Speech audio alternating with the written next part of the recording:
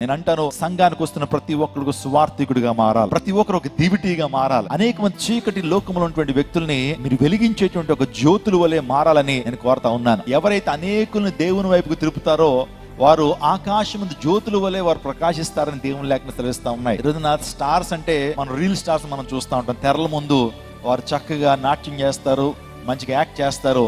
ఇంకా వారికి ఉన్నటువంటి ఆ ఫాలోయింగ్ అంతా ఇంత కాదు.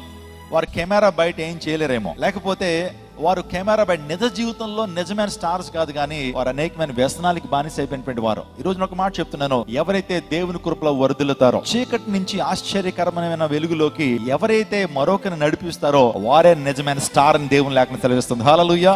Would you like to be a star? దేవుని దృష్టిలో ఒక స్టార్ గా ఉండాలనుకుంటున్నావా? సత్య సువార్తను ప్రకటించేటువంటి సువార్థికుడిగా మారాలా? నీ యొక్క జీవితంలో నీవే ఒక సువార్తగా నువ్వు మారినప్పుడు దేవునికి నువ్వు మహిమ తీసుకొచ్చేటువంటి బిడ్డగా నువ్వు ఉంటావు.